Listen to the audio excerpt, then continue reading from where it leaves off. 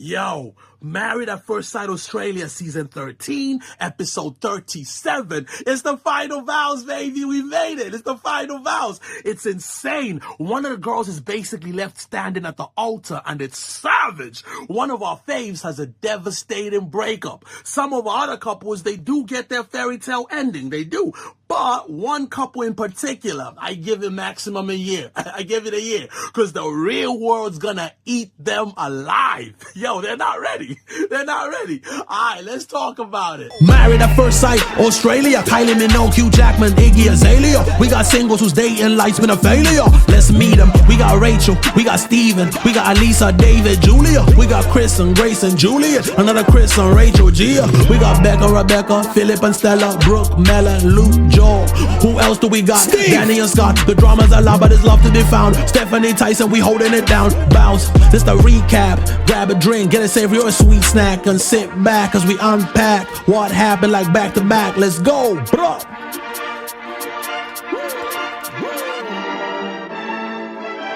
So 37 episodes, 12 couples, weddings, dinner parties, challenges, commitment ceremonies, twists and turns, ups and downs, and it all boils down to this, the final vows, where we find out which couples are going to walk off into the sunset together and which ones are gonna call it quits. Yo, we've lost a lot of couples along the way. We've only got 4 left. Okay, let's get into it. Let's get it popping. First up, Alissa and David. Now, if you go back and watch all my previous videos, I was always a little skeptical of Alissa. Something about her, man. I was just like, she ain't the one for David. And in those earlier videos, I looked crazy because there wasn't a lot to go on. It was just like a vibe, a feeling that I got. But as time went on and we got to see Alissa's true colors, everybody started agreeing with me like, hey, this Maya dude might be on to something. Homegirl's a little problematic. In the last episode, David tried to win her back, bro. He confessed his love for her in front of everybody. He got down on one knee and she was just cold and dismissive and made it seem like David was in the wrong and she was holier than thou. It was tough to watch. Now, here we are. Final vows. David's looking fire, man. He's got his white suit on. Alissa rocks up, you know what I'm saying, looking like the main character. And she goes, it breaks my heart that I'm going to break his heart. So she's already locked in that she's going to reject this man. And yo, I was watching this going, David, bro, please, on behalf of all brothers around the world, please do not let this woman make you look like an idiot. Please, enough is enough. Because so far she's dissed your relationship. She's flirted with that other dude, you know what I'm saying, asked for his social media or whatnot. She had you hiding out in the bathroom looking crazy. She had you begging and humiliating yourself in front of everybody. She had you down on one knee. Please, bro. Please, for the love of God, please. Enough. So he starts reading out the vows he wrote, and it's not looking good. It's not looking good. He tells her how much he was feeling her, like, you know, from the moment they met. He tells her she opened his heart. He tells her how amazing she is. But then he talks about how he listened to her, like he always listened to her, and he gave her space, let her lead. And she flipped that and said he was a weak man and she wanted him to speak his mind. And when he did speak his mind, she switched on him. She felt attacked. She said she felt blindsided. He's like, yeah, there were some good moments in this relationship, but for the most part, he felt dismissed and invisible. He goes, I was trying so hard to make you happy. I was becoming a version of myself that I didn't like. Woo! He's like, look, all I've done in our relationship is listen, and now I'm done listening. He's like, I'm not walking away because I stopped loving you. I'm walking away because loving you shouldn't mean losing myself. Woo! One more time for the people in the back. My man said, I'm not walking away because I'm not feeling you no more. I'm walking away because being with you should not mean losing who I am. You feel me?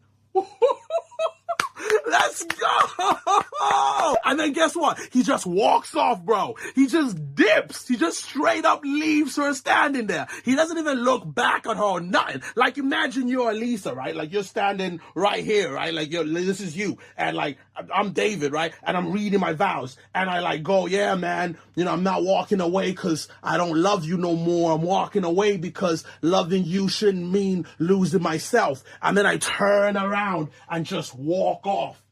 I just dip. And you're just left there standing like,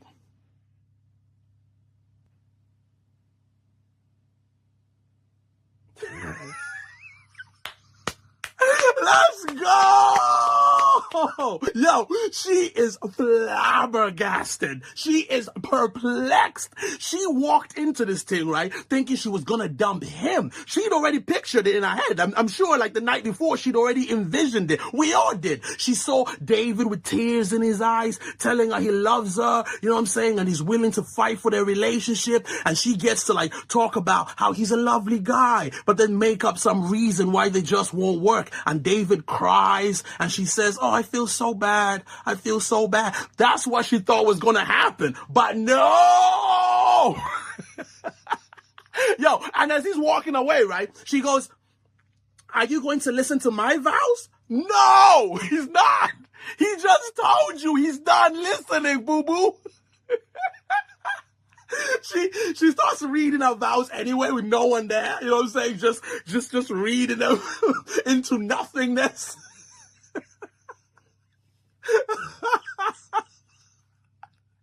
Yo, hey, yo, big up David, man.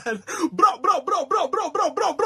I ain't gonna hold you, man. It was one of the most satisfying moments I've seen on television in a long time.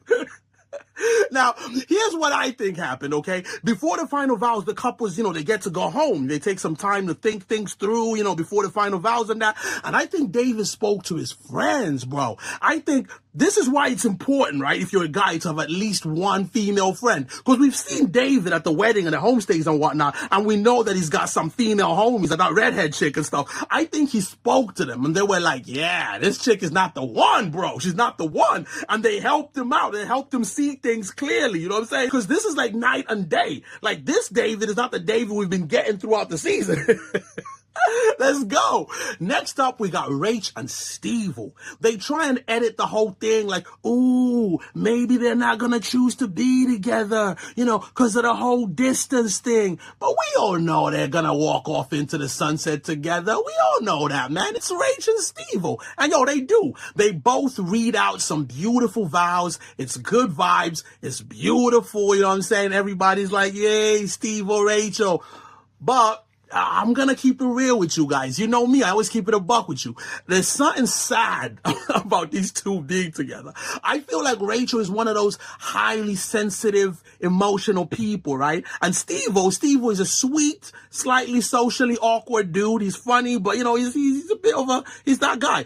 I feel like if they both had options, like if it was a speed dating event, right? I don't think they'd choose each other. I don't. And we've seen the emotional roller coaster they've gone on, okay? We've seen them fall apart over a bad joke, okay?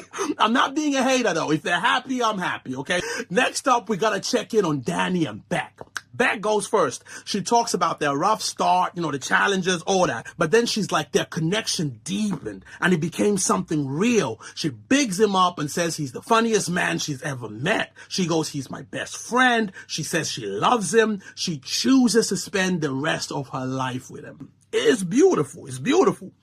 When it's Danny's turn, though, when it's Danny's turn, he does the opposite of what she did, okay? She started off with all the sucky things and was like, yo, we overcame that. Now we are crushing it. He does the opposite of that. He starts off with the good things. He's grateful that he got matched up with her. You know, she's funny. She's ride or die.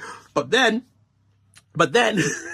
he gets into all the drama. And ultimately, when he went home, right? When he went home, he realized that he didn't miss her. He realized he sees her more as a friend. Throughout this season, Beck has been the most interesting person to watch, okay? Because she wears her heart on her sleeves and her emotions are etched on her face. Everything she's feeling, you can see it in her facial expressions. She's very animated. But in this moment, she just holds it together, bro. She does doesn't attack him. She doesn't break down crying. She just stands there and takes it. And I felt so bad. I felt sorry for her, man. I did. I'm not gonna lie. She walks off, right? And when she gets away, all that pain and sadness bubbles up to the surface and she just falls apart, man. Next up, we got Stella and Philip. And with these two, it's straight up fairy tale, Cinderella, Disney vibes. They both talk about how much they love each other. Their connection is beautiful. It feels genuine. Philip gets down on one knee and proposes. Stella's freaking out, man. She didn't see it coming. They're lip sync, tears of joy. It was the perfect way to end the episode. And that was it, y'all. Thank you so much for watching. I appreciate you. Please give the video a like. If you haven't subscribed, please do. I'll be back with the next joint. Till then, you take care of yourself, fam, because I love you.